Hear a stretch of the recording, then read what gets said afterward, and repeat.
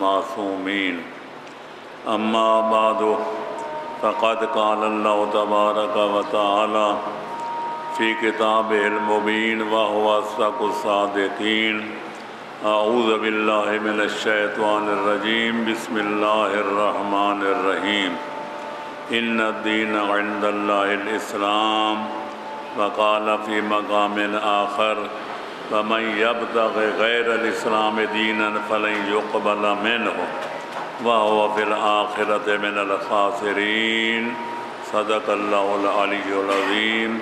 صلوات پڑھے محمد وعلى محمد اللہم صلی علی محمد وعلى محمد۔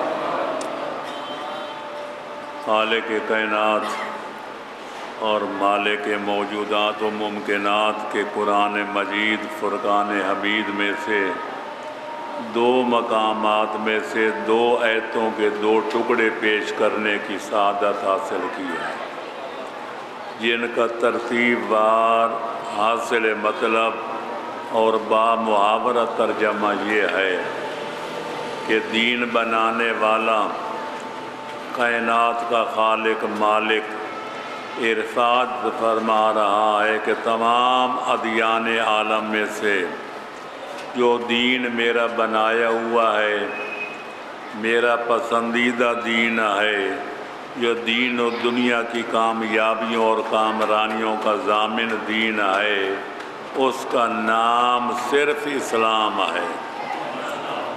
اور دوسرے حصے کا ترجمہ یہ ہے کہ خالق اکبر نے عذرائے لطف و کرم یہ وضاحت کر دی کہ جو شخص، جو قوم، جو قبیلہ میرے پسندیدہ دین اسلام کو چھوڑ کر کوئی بھی اور دین اختیار کرے گا تو اس کا دین ہرگز قبول نہیں کیا جائے گا، اور جزا و سزا والے دن یعنی قیامت والے دن اس کو نقصان اٹھانا پڑے گا، خسارہ برداشت کرنا پڑے گا اور اپنے کیے پر پچھتانا پڑے گا، پر اس دن کا پچھتاوا کوئی فائدہ نہیں دے گا۔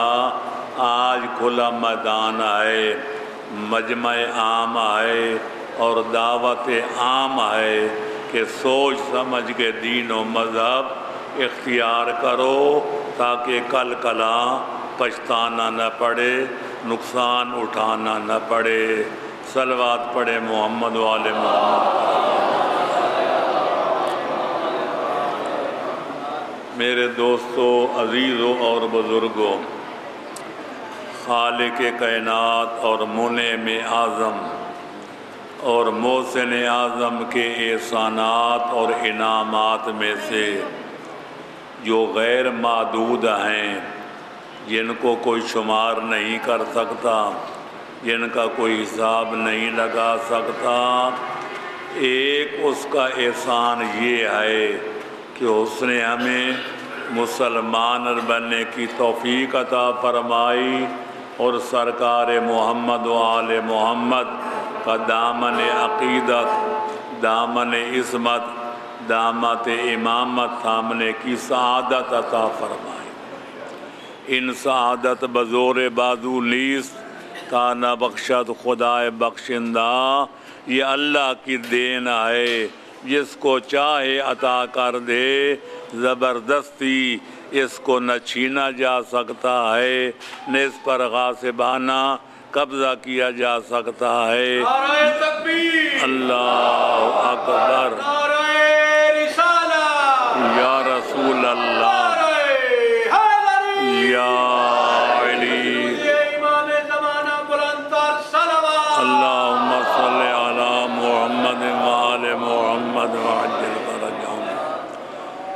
اور اس نے ہمیں توفیق عطا فرمائی کہ ہماری خوشی ہے تو سرکار محمد و آل محمد کی خوشی کے تابع ہوتی ہے، ہمارا غم ہے، ہمارا ہم ہے، ہمارا حزن و ملال ہے تو سرکار محمد و آل محمد کے غم کے مطابق ہوتا ہے، ہماری خوشی ہے تو آل محمد کی خوشی کے مطابق، ہمارا غم ہے تو آل محمد کے غم کے مطابق، لہذا دنیا جانتی ہے کہ دنیا والے محبت آل محمد کا دعویٰ تو کرتے ہیں، پر معیار محبت پر پرکھا جائے تو ہمارے سوا کوئی اس معیار پر پورا نہیں اترتا۔ لہذا ہمارا دین کیا ہے، ہمارا کیش کیا ہے؟ آل محمد خوش ہوں تو ہم جشن مناتے ہیں، ان کی غمی کے دن ہوں ہم صف ماتم بچھاتے ہیں۔ لہذا اللہ کا لاکھ لاکھ شکر ادا کرتے ہیں کہ ایک بار اس نے زندگی میں پھر سرکار رسالت اور سرکار امامت کی بارگاہ معلیٰ میں ہمیں سید الشہداء کا پرسہ دینے کی توفیق عطا فرمائی ہے۔ یہ محرم کیا ہے؟ یہ اسلام کے محسن اعظم حسین ابن علی کی قربانی کی یاد ہے، اور اللہ کا فرمان ہے کہ حل جزاء الاحسان الا الاحسان، کہ محسن کے احسان کا بدلہ سوائے احسان کے کوئی اور نہیں ہوتا۔ اور یہ امام حسین اتنے بڑے محسن ہیں کہ جنہوں نے ہماری خاطر وطن چھوڑا تو ہماری خاطر، اگر بندہ ہوا احرام توڑا تو ہماری خاطر، آبادی کو چھوڑ کر جنگل کربلا کی طرف رخ موڑا تو ہماری خاطر، اگر احباب مخلص دوست کٹوائے تو ہماری خاطر، ہم شکل پیغمبر جیسے بیٹے قربان فرمائے تو ہماری خاطر، اگر سرکار وفا جیسے بھائیوں کے بازو کٹوائے تو ہماری خاطر، عصمت ماں بہنوں بیٹیوں کے برقعے لٹوائے تو ہماری خاطر، اگر گردن کٹوا کر نو کے نیزہ پہ سوار کرائی اور پھر کوفہ و شام کے بازاروں درباروں میں پھروائی تو ہمارے دین و مذہب اور ایمان کی خاطر، اگر سید الشہداء کی یہ کوشش نہ ہوتی، قربانی نہ ہوتی، تو میں یہ کہنے میں کوئی مبالغہ نہیں سمجھتا، نہ اسلام ہوتا، نہ آج ایمان ہوتا، نہ قرآن ہوتا، بلکہ مجھے کہنے دو انسانوں کے ڈھانچے تو ہوتے، اسلام مسلمانوں کے جسم تو ہوتے، پر انسانیت کا کوئی نام و نشان نہ ہوتا۔ انسانیت کے نام پہ کیا کر گئے حسین، ہر دور کے بلند خیالوں سے پوچھ لو۔ لہذا امام حسین ہمارا رب ہے تو رب العالمین، ہمارے نبی ہیں تو رحمت للعالمین، ہمارے علی ولی امام ہیں تو ہدی للعالمین، اور اگر امام حسین کی والدہ ماجدہ ہیں تو سید و نساء العالمین، اور حضرت امام حسین ہیں تو محسن عالمین۔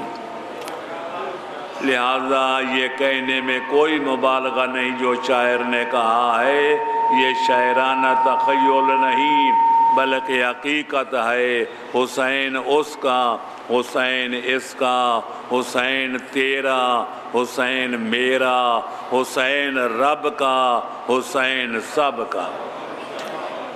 اللہ پورے عالم انسانیت کو توفیق عطا فرمائے کہ سارے مل کر یاد حسینی منائیں تاکہ پتہ چل جائے حسین سب کا ہے، حسین پر کسی قوم و ملت کی اجارہ داری نہیں ہے۔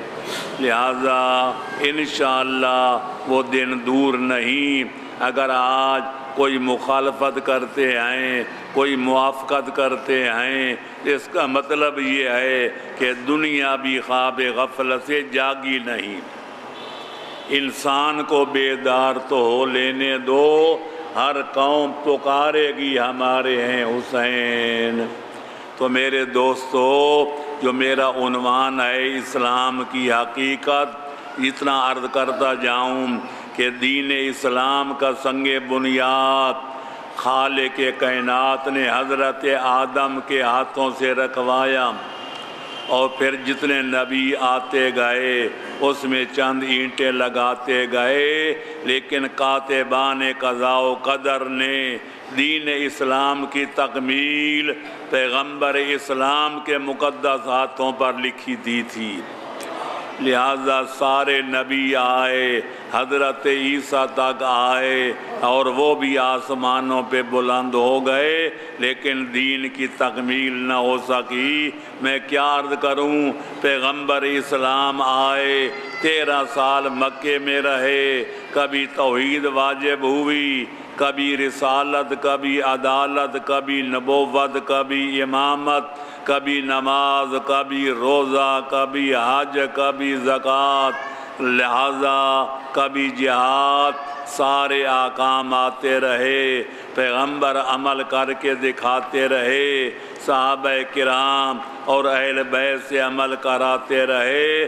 پر مجھے کہنے دو کہ جب تک پیغمبر اکرم نے ہجرت نبوی کے بعد آخری عمر میں اپنی رسالت کے آخری سال میں حجۃ الوداع ادا نہیں کیا اور واپسی پر میدان خم غدیر میں حیدر قرار کا بازو پکڑ کے 1 لاکھ سے مجمع عام میں ان کی ولایت، امامت، خلافت، وصایت اور وراثت کا اعلان نہیں کیا، اس وقت تک خالق اکبر نے دین کی تکمیل کا اعلان نہیں کیا۔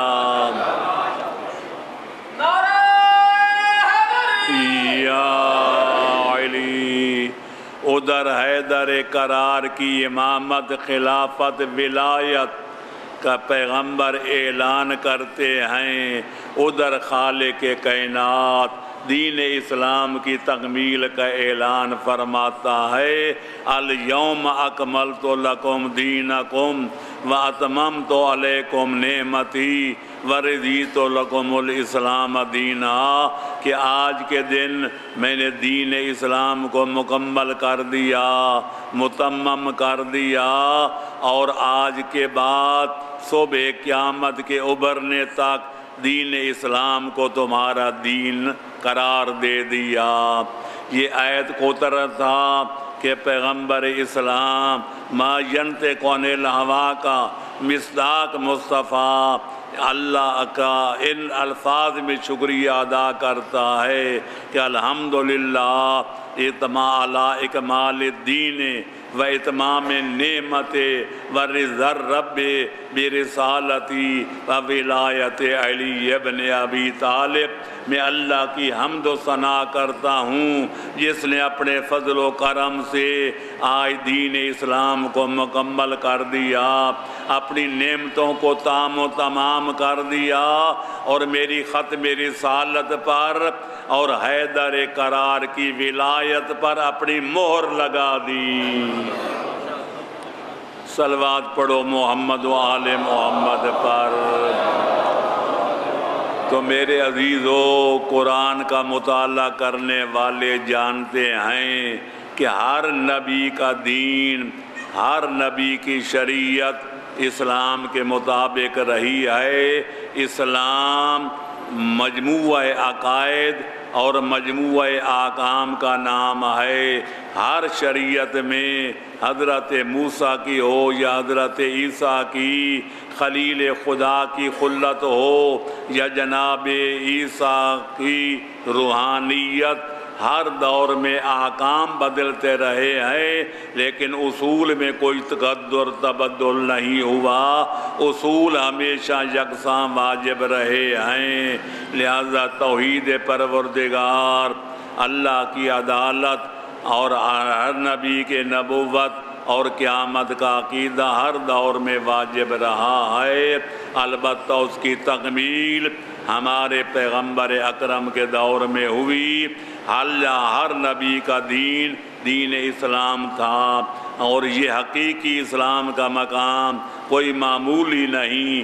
حضرت خلیل خدا اور ان کا بیٹا جناب اسماعیل ذبیح اللہ کا گھر تعمیر کرتے ہیں۔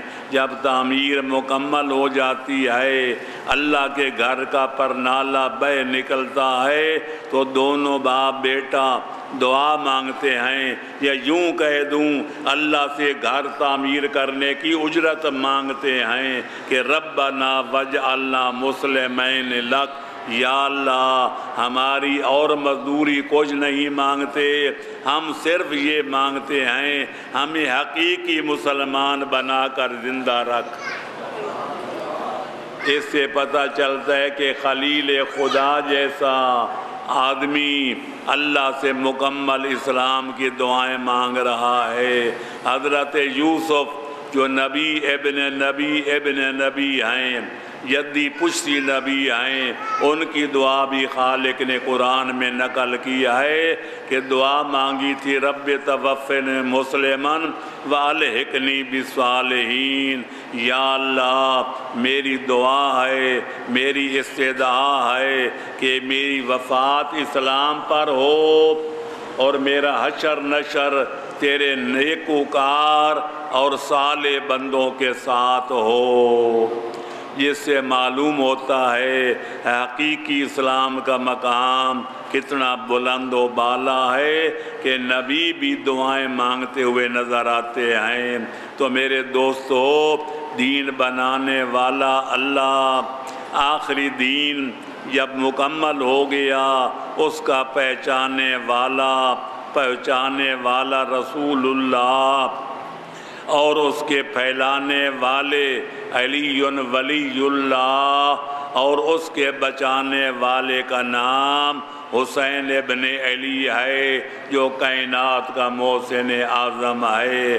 اگر اللہ دین بناتا نہ، اور اگر پیغمبر اسلام دنیا میں مافیہ کی زحمتیں برداشت کر کے 23 سال کی طویل و عریض مدت میں لوگوں تک من و عن دین پہنچاتے نہ، حیدر کرار شربت شہادت پی کر یہ دین پھیلاتے نہ، اور مشکل وقت آنے پر تن من دھن قربان کر کے حسین ابن علی اگر دین بچاتے نہ، تو آج اسلام کا دنیا میں نام نہ ہوتا، مسلمانوں کا نشان نہ ہوتا۔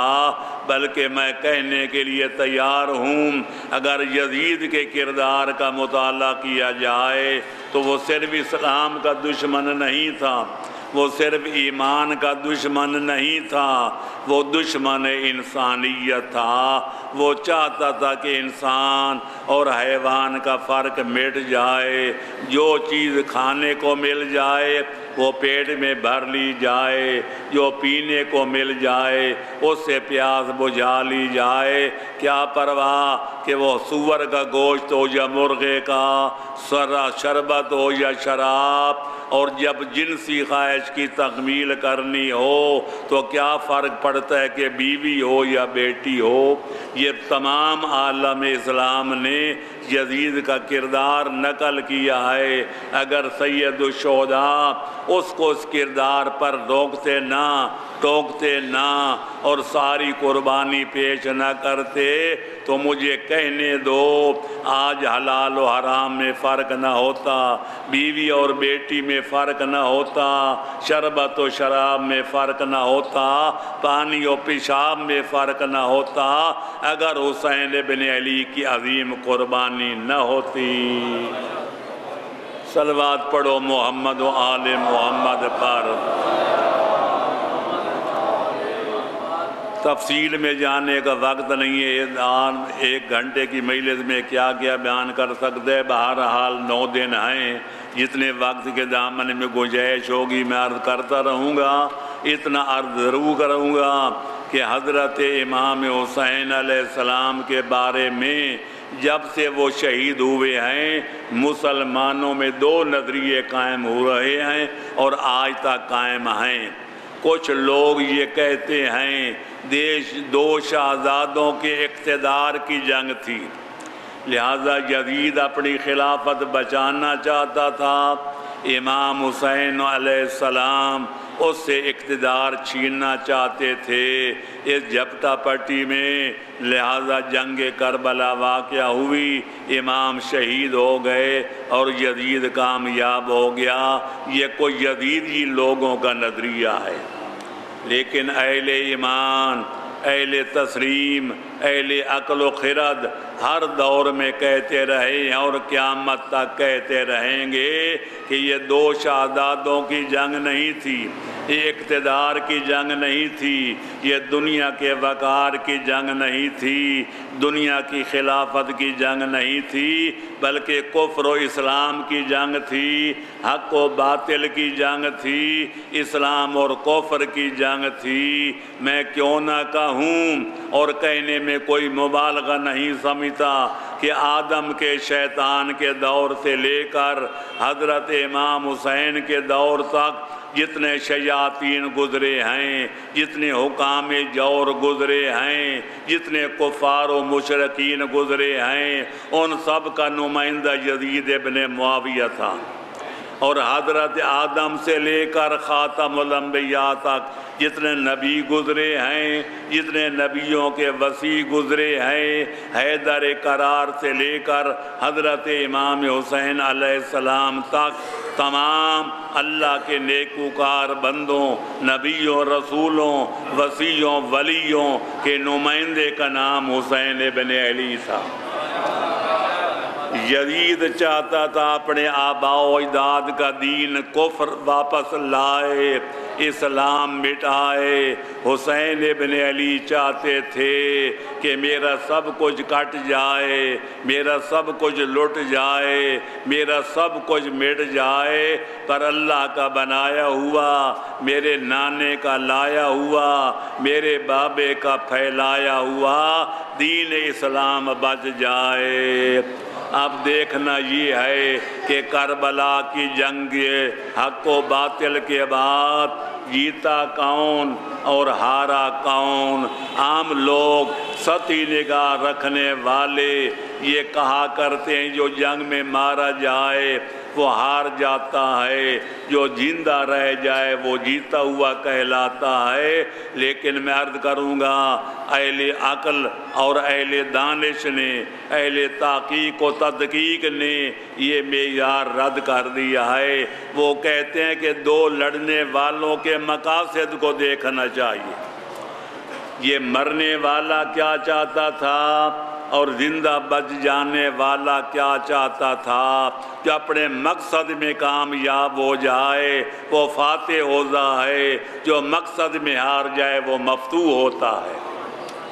یہی وجہ ہے کہ جب یہ لٹا ہوا قافلہ سید الشہداء کی شہادت کے بعد کربلا سے کوفہ اور کوفہ سے روانہ ہو کر منازل طے کرتا ہوا جب بازار شام سے گزر کر دربار شام کی طرف بڑھ رہا تھا تو ایک شامی نے آل محمد کی ظاہری تباہ حالی کو دیکھ کر یہ نعرہ لگایا تھا، یبن الحسین لمن الفلج، اے حسین کے بیٹے۔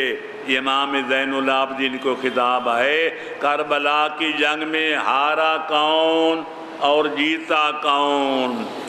امام عالی مقام نے وہ جواب دیا جو رہتی دنیا تک خواب غفلت میں سونے والوں کو جگاتا رہے گا۔ امام فرماتے او شامی، اگر یہ معلوم کرنا چاہتا ہے کہ کربلا کی جنگ میں جیتا کون اور ہارا کون تو میں تمہیں کہتا ہوں، اذا داخل وقت الصلاۃ فاذن واقم، جب نماز کا وقت داخل ہو جائے تو اذان و اقامت کہہ کر خود فیصلہ کر لینا۔ اگر نماز نہ پڑھی جائے، اگر اذان نہ دی جائے، اقامت نہ کہی جائے، کوئی مسجد میں نمازی نظر نہ آئے تو سمجھ لینا تمہارا یزید جیت گیا، اور ہمارا بابا معذاللہ ہار گیا، لیکن اگر زان بھی دی جائے، اگر اقامت بھی کہی جائے، نماز بھی پڑھی جائے، تو پھر یاد رکھنا تمہارا یزید ہمیشہ کے لیے ہار گیا اور ہمارا بابا ہمیشہ کے لیے فتح یاب ہو گیا۔ صلوات پڑھو محمد و آل محمد پر۔ اور اقبال نے ایک بات بڑی پتے کی کہی ہے، وہ کہتے اس کو نہ دیکھو کہ قرآن کیا کہتے ہے، تاریخ اسلام کیا کہتی ہے، جو جنگی لڑی جاتی ہیں، جنگوں میں ہمیشہ جوان مرد لائے جاتے ہیں، بوڑھے نہیں لے جاتے، جوان لڑنے والے لے جاتے ہیں، کوئی بچوں کو نہیں لے جاتا، مردوں کو لے جاتے ہیں، عورتوں کو کوئی نہیں لے جاتا۔ ایک طرف پہلوان ہیں، جنگجو ہیں، بڑے بڑے لڑاکے بڑاکے ہیں، ایک طرف حسین ابن علی ہیں، کہیں ان کے نانے کے بڈھے صحابی 80-90 سال کے حبیب ابن مظاہر ہیں، کہیں اور مہاجر و انصار ہیں، کہیں مخدرات عصمت و طہارت ہیں، کہیں 6 مہینے کے لاڈلے بچے ہیں، کہیں نبی زادیاں ہیں، کہیں علی زادیاں ہیں۔ اگر اقبال کہتا ہے کہ مدعا یا سلطنت بودے، اگر امام حسین علیہ السلام کوئی مادی جنگ لڑنا چاہتے، یزید کو زہری شکست دے کر اس کے اقتدار کی کرسی پہ قبضہ کرنا چاہتے، تو مردوں کو ساتھ لے جاتے، جنگ آزماؤں کو ساتھ لے جاتے، جوانوں کو ساتھ لے جاتے، جنگ آزماؤں کو ساتھ لے جاتے، جوانوں کو ساتھ لے جاتے، مخدرات عصمت و طہارت کو نہ لے جاتے، 6 مہینے کے بچوں کو نہ لے جاتے، اور 80-90 سال کے بوڑھوں کو نہ لے جاتے۔ بلکہ میں نے تو اپنی سعادت الدارین میں یہاں تک لکھا ہے، اور علامہ علی نقی اللہ مقامہ نے شہید انسانیت میں لکھا ہے کہ امام اگر کوئی مادی جنگ لڑنا چاہتے تو فوجیں اکٹھی کرنے کی امام کو ضرورت نہیں تھی۔ اگر کوئی مادی جنگ لڑنا چاہتے تو محمد ابن حنفیہ کو مدینے چھوڑنا آتے، جناب سرکار وفا کی جنگ پر پابندی نہ لگاتے، جناب علی اکبر کو تنہا میدان جنگ میں نہ بھیجتے، اور پھر سب کی شہادت کے بعد زخموں سے چور 3 دن کا پیاسا بھوکا امام تنے تنہا تشریف نہ لے جاتا۔ اگر یہ 5 تن اکٹھے ہو جاتے، امام حسین قلب لشکر میں ہوتے، دائیں طرف جناب ابو الفضل العباس ہوتے، جناب علی اکبر بائیں طرف ہوتے، جناب محمد ابن حنفیہ آگے ہوتے، تو کربلا کی جنگ کا نقشہ کچھ اور ہوتا۔ صلوات پڑھو محمد و آل محمد پر۔ تو لہٰذا میرے دوستو عزیزو، پتہ چل گیا کہ حضرت امام عالی مقام کہ جنگ کا مقصد جو عام طور پر ہم بھی بیان نہیں کرتے، ہماری مجالس ہوتی ہیں، محافل ہوتی ہیں، جلسے ہوتے ہیں، جلوس ہوتے ہیں، ہزاروں کے مجمع عام ہوتے ہیں، نعرے لگتے ہیں، دیگیں پکتی ہیں، لیکن اکثر بندوں کو یہ تک معلوم نہیں ہے کہ امام عالی مقام کی جنگ کا مقصد کیا تھا اور ہمارے فرائض کیا ہیں۔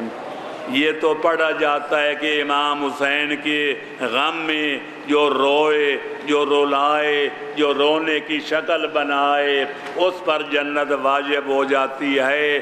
کبھی فلسفے پر بھی غور کیا ہے کہ رونے دھونے سے جنت کیوں واجب ہوتی ہے؟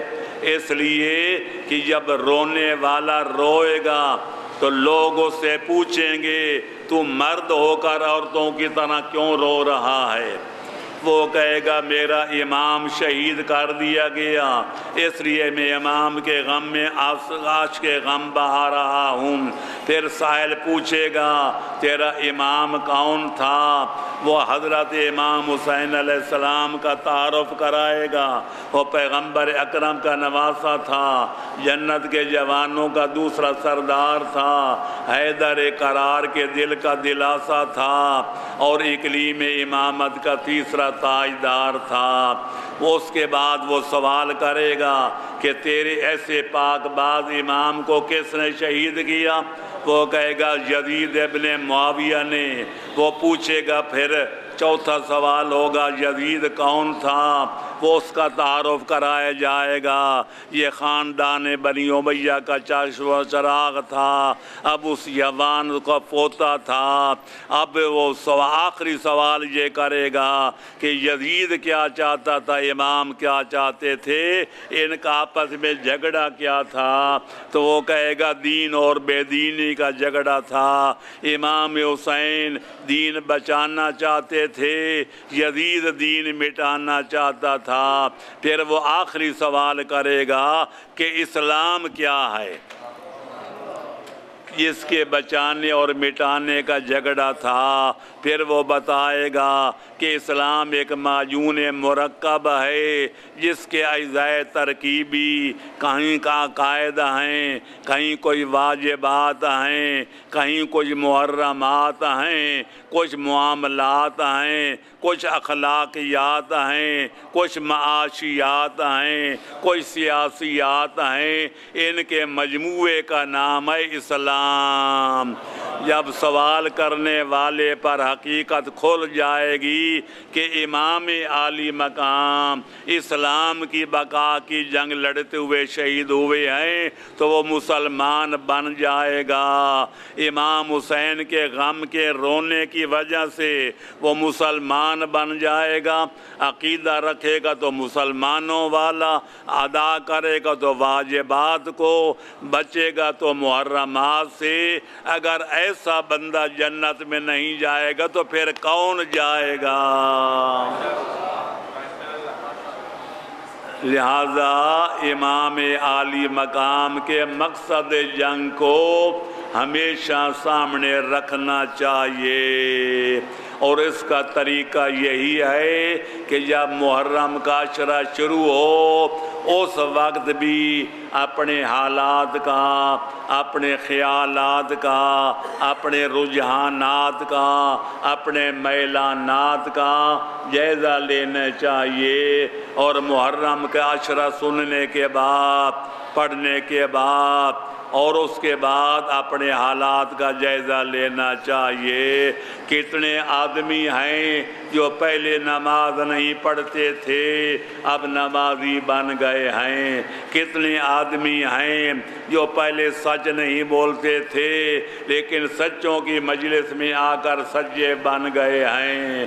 کتنے لوگ ہیں جو وعدہ کر کے مکر جاتے تھے، اب سچوں کی بز میں بیٹھ کر وعدہ وفاؤں کی بز میں بیٹھ کر وعدہ وفا کرنے والے بن گئے ہیں۔ کتنے لوگ تھے جو امانت کو ادا نہیں کرتے تھے، اب امینوں کی مجالس سننے کے بعد امین بن گئے ہیں۔ کتنے وہ لوگ ہیں جو حج بیت اللہ نہیں کرتے، لیکن اب حضرت امام حسین کہ حج کے تذکرے سن کر کہ امام نے پیادہ چل کر 25 حج ادا کیے تھے، اب حاجی بن گئے ہیں۔ کتنے بندے ہیں جو زکوٰۃ نہیں دیتے، خمس نہیں دیتے، امام نے زکوٰۃ میں اولاد بھی ذبح کرا دی، امام نے خمس میں اپنی بہنوں بیٹیوں کے برقعے لٹوا دیے۔ کتنے آدمی ہیں جو زکوٰۃ و خمس کے پابند ہو کر واپس گھروں کو جا رہے ہیں۔ صلوات پڑھو محمد و آل محمد پر۔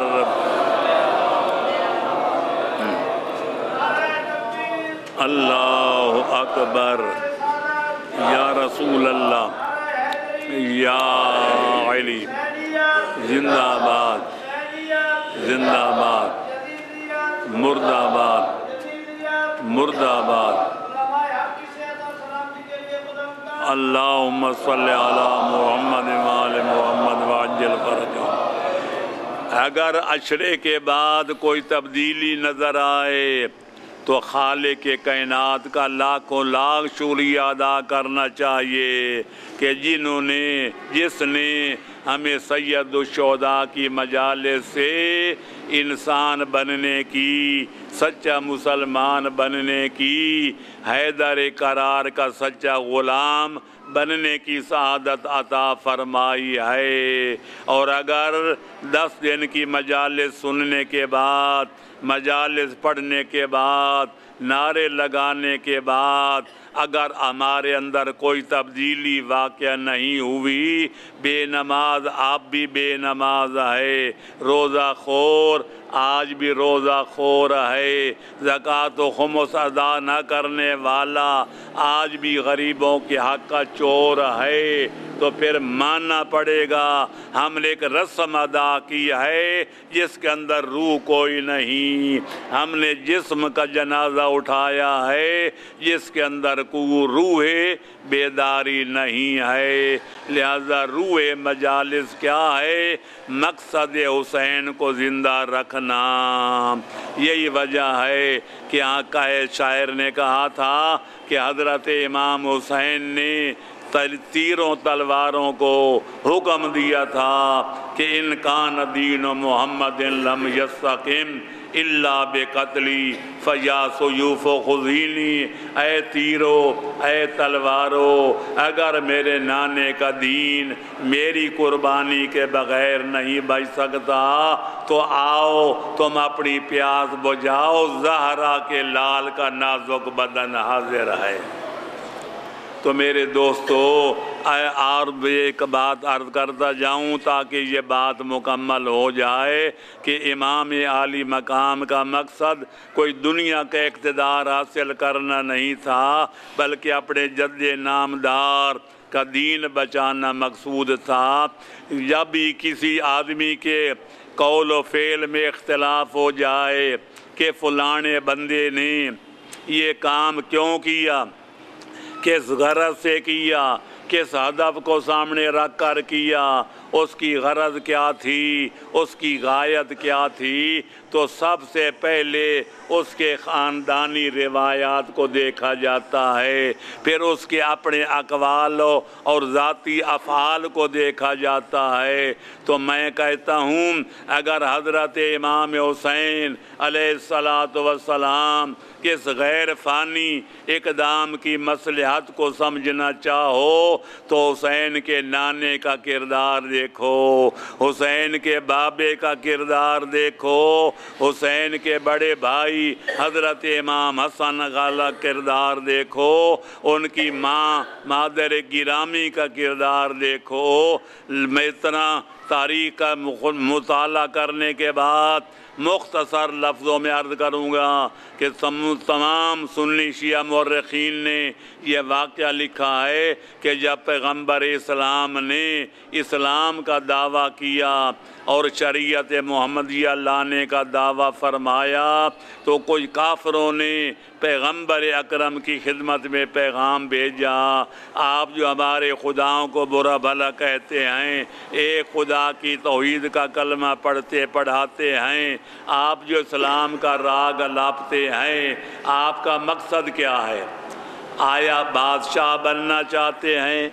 آپ دنیا کا روپیہ پیسہ اکٹھا کرنا چاہتے ہیں یا کسی حسین عرب سے شادی کرنا چاہتے ہیں؟ اگر آپ کو بادشاہ بننے کی ضرورت ہے ہم آپ کو شاہ تسلیم کر لیتے ہیں، اگر دولت کی ضرورت ہے سارے عرب کے خزانے آپ کے قدموں میں لا کر ڈھیر کر دیتے ہیں، حسین عرب سے شادی رچانے کا شوق ہے تو جس سے کہیں آپ کی شادی کرا دیتے ہیں، لیکن اپنے خداؤں کا شکوہ سننا گوارا نہیں کرتے۔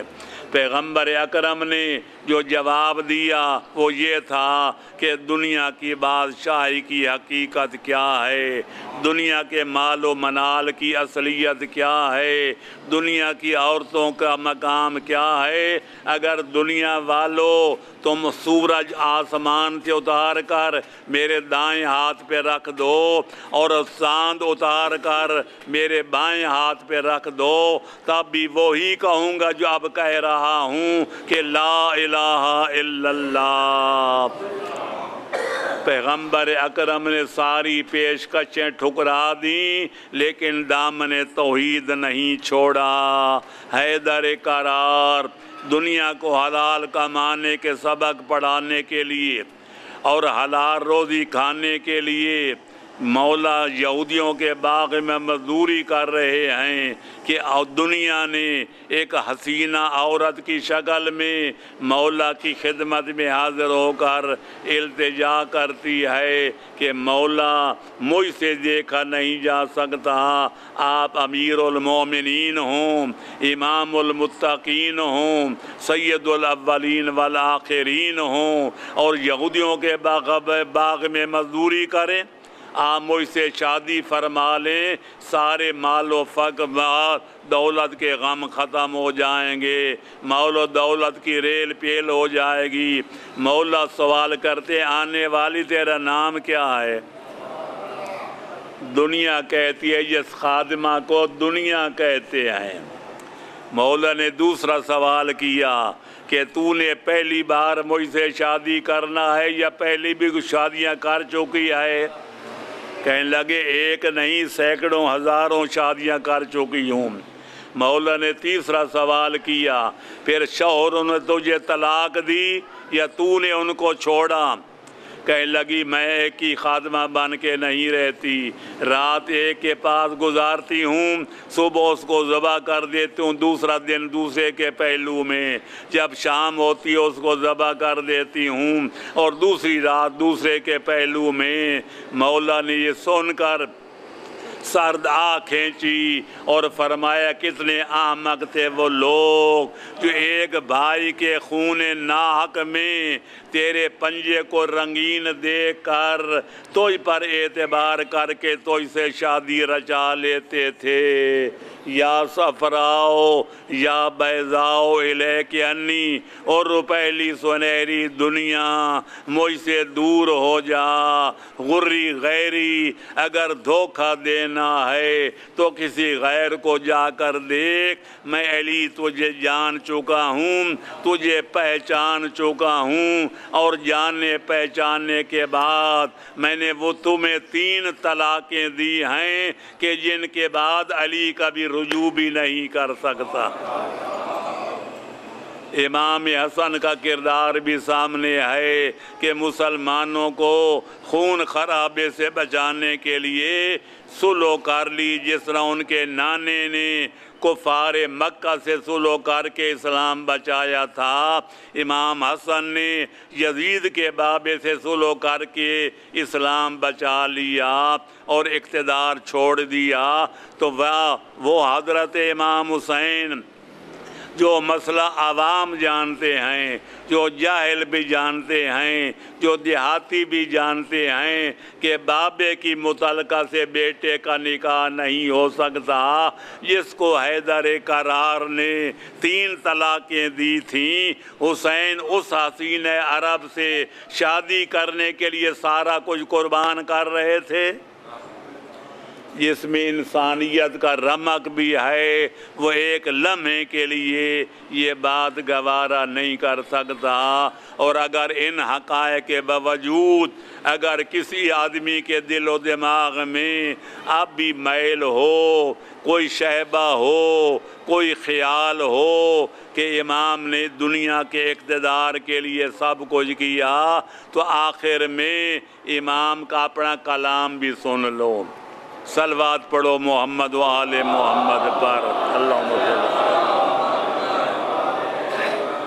امام عالی مقام نے تمام تاریخیں گواہ ہیں، سنیوں کی لکھی ہوئی ہیں، شیعوں کی تاریخ طبری گواہ ہے، کامل ابن اسیر گواہ ہے، وغیرہ وغیرہ ساری تاریخیں چھلک رہی ہیں کہ نانے کا روضے کا سایہ چھوڑتے وقت حضرت امام حسین علیہ السلام نے اپنے بھائی محمد ابن حنفیہ کے نام جو وصیت نامہ لکھ کر حوالے کیا تھا، اس میں فرماتے ہیں کہ انی ما خرجت عاشرن ولا باطرن ولا مفسدن ولا ظالمن بل انما خرجت لطلب الاصلاح فی امت جدی رسول اللہ वलिआमर बिलमारूफ व अनहा अनिल मुनकर व असीर बसीरत जद्दी रसूलिल्लाह व अबी अली इब्न अबी तालिब अलैहिस्सलाम। इमाम के फरमान का मतलब ये है, खुलासा ये है, फरमाते हैं दुनिया वालों ये कानों की खिड़कियां खोल के सुन लो कि मैं किसी तकब्बुर की खातिर मदीना नहीं छोड़ रहा। दुनिया में फितना फसाद फैलाने के लिए मैं मदीना तो नबी को खैरबाद नहीं कह रहा, बल्कि मैं इसलिए नाने के रोज़े का साय छोड़ रहा हूँ कि मेरे नाने की उम्मत बर्बाद हो रही है, मैं उसकी इस्लाह चाहता हूँ। फरमाया पूरे आलम इस्लाम में कोई नेकी को हुक्म देने वाला नज़र नहीं आता। मैं खुले हुए मैदान में अम्र बिल मारूफ करना चाहता हूँ। आज बुरों को बुराई पे टोकने वाला कोई नज़र नहीं आता। मैं बुरे लोगों को बुराई करने से टोकना चाहता हूँ। आज मेरे नाने नबी और बाबे अली की सीरत और किरदार के नक्शे बदल जा रहे हैं। मैं खुले हुए मैदान में दोस्तों दुश्मनों के मजमे आम में अपने नाने और बाबे की सीरत पर अमल करके दुनिया को दिखाना चाहता हूँ कि मेरा नाना क्या करता था, मेरा बाबा क्या करता था। सलवात पढ़ो मोहम्मद व आले मोहम्मद पर। बेहम्दिल्लाह अब ये हकीकत बिल्कुल बेगुबार हो चुकी कि इमाम आली मकाम का मकसद कोई दुनिया का इक़्तिदार हासिल करना नहीं था, बल्कि अल्लाह के बनाए हुए पैगम्बरों के लाए हुए पैगम्बर ख़ातम के हाथों पर तकमील फरमाए हुए हैदर करार के फैलाए हुए इमाम हुसैन उस दीन को बचाना चाहते थे। और ये भी अर्ज़ करता जाऊँ कि मैंने तफसील के साथ अपनी किताब सआदत दरैन में साबित किया है कि इमाम की शहादत कोई यकबारगी नहीं हुई, इत्तेफाकन नहीं हुई, बल्कि मुसलसल इल्ल-असबाब के और कड़ियों का नतीजा है। सबसे पहली कड़ी जो पैगम्बर अकरम की वफ़ात के बाद दुनिया ने देखी वो हसनैन की अम्मा की मुसीबत है। मेरे दोस्तों, मेरे अजीज़ों और बुज़ुर्गों, पैगम्बर अकरम की ज़िंदगी में जनाब बतूल का ये मकाम था कि अगर जिब्रील आते तो इजाज़त लेकर, पैगम्बर अकरम तशरीफ़ लाते तो इजाज़त लेकर, हैदर करार आते तो इजाज़त लेकर, बल्कि मैं कहूँगा मलकुल मौत भी आता तो इजाज़त लेकर। पैगम्बर अकरम के आखिरी लम्हात हयात हैं, मखदूम कायनात अपने बाबे की तीमारदारी कर रही हैं कि एक दरवाज़े से आवाज़ आती है, मैं दूर से आया हूँ, पैगम्बर अकरम के साथ मुलाकात करना चाहता हूँ। बीबी फरमाती हैं बाबा तकलीफ़ में हैं, इस वक्त मुलाकात नहीं हो सकती, फिर कभी आना। थोड़ी देर खामोशी रही, उसके बाद वही आवाज़ बुलंद हुई कि मैं ज़रूरी काम के सिलसिला में पैगम्बर से मिलना चाहता हूँ। बीबी ने फिर वही जवाब दिया। थोड़ी देर फिर खामोशी छा गई। तीसरी बार जब वही आवाज़ बुलंद हुई तो खातून क़यामत की आँखों में आंसू आ गए। पैगम्बर अकरम के चेहरे अक़दस पे गिरे। पैगम्बर ने अपनी आँखें खोली, देखा कि मखदूम कायनात बेटी रो रही है। पैगम्बर भी आप दीदा हो गए। फरमाए बेटी खुदा तुम्हें न रुलाए, रोने का सबब क्या है? अर्ज़ किया बाबा जान कोई दरवाज़े पे बंदा खड़ा है। تو اس نے 3 بار مجھے اجازت مانگی ہے، وہ آپ سے ملنا چاہتا ہے، لیکن میں نے ہر بار کہا کہ بابا نہیں مل سکتے۔ یہ سن کر پیغمبر اکرم بھی رونے لگے۔ فرمائے بیٹی کوئی معلوم ہے یہ اجازت مانگنے والا کون ہے؟ نہیں بابا۔ فرمایا یہ وہ ملک الموت ہے جو نبیوں سے بھی اجازت نہیں مانگتا۔ یہ تیرے پردے کا احترام ہے کہ ملک الموت بھی بغیر اجازت کے اندر قدم نہیں رکھتا۔ بیٹی اس کو اجازت دے دو تاکہ آئے اپنا فرض ادا کر کے جائے۔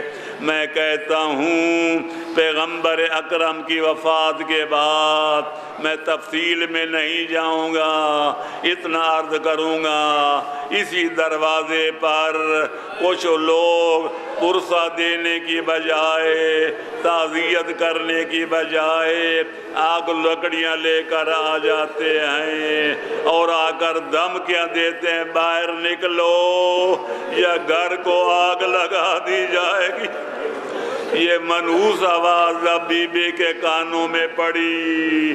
کسی شہزادے کو نہیں بھیجا، کسی نوکرانی کو نہیں بھیجا، بی بی آپ دروازے پہ آ گئیں، دروازے کے پیچھے کھڑے ہو کے فرمایا او دھمکیاں دینے والوں اس گھر کو آگ لگاؤ گے جس میں فاطمہ زہرا رہتی ہے؟ اس گھر کو نظر آتش کرو گے جس میں حسن حسین رہتے ہیں؟ آنے والے بے ادبوں نے کہا جو ہو سو ہو، یا باہر نکلو یا پھر آگ لگا دی جائے گی۔ میں کیا عرض کروں اس کے بعد کیا ہوا؟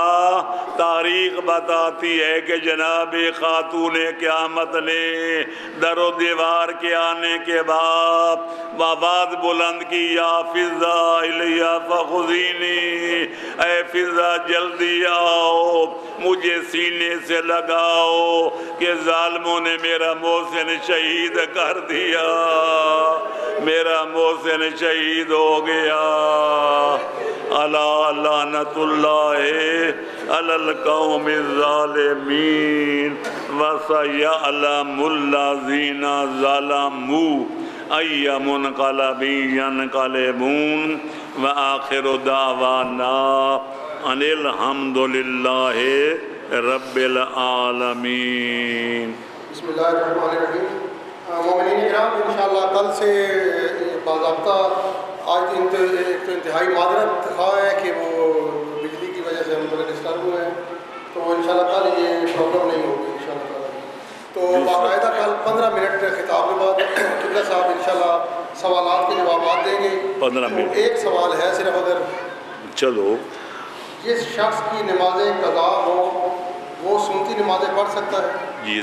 جس کے ذمے قضا نمازیں واجبی ہوں وہ سنتی نماز نہیں پڑھ سکتا، جس کے ذمے واجبی روزے ہوں وہ سنتی روزے نہیں رکھ سکتا۔ پہلے واجبات ادا کرے اس کے بعد سنتی کام کرے۔ بہت شکریہ جی۔ ایک بار پھر ہم